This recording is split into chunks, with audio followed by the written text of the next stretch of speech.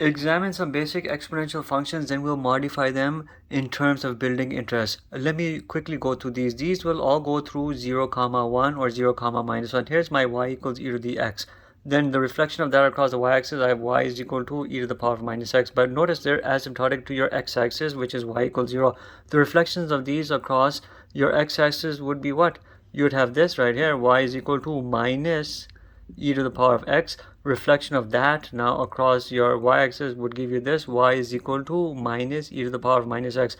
But notice they're either going through 0 comma 1 or 0 comma minus 1, but they're asymptotic to your x-axis. I want to modify these such that they'll only go to the origin. All four will go to the origin. Obviously these intercepts will change and the asymptotes will change in the following way. Start here with these two at the very top. Since I'm going to drop them down because they're from 0 comma 1 to make them go to 0 comma 0, the asymptote will drop by 1 unit. You have originally y equals 0, your x-axis becomes y equals minus 1. The same curves drop down 1 unit. Now you have your intersection here at the origin. Here will be y is equal to e to the power of x minus 1. Vertical translation down. The reflection of that right here. I'm looking at y is equal to e to the power of minus x minus 1. Again, drop down 1 unit. But look, the asymptote is y equals minus 1. Look at these two curves.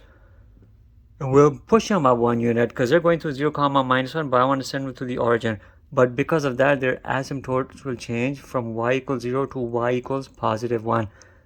Those two curves which remain to be drawn are the reflection of these two curves across the x-axis. Let's draw. You have one curve right here. You see this one right here, and the reflection of that would be what?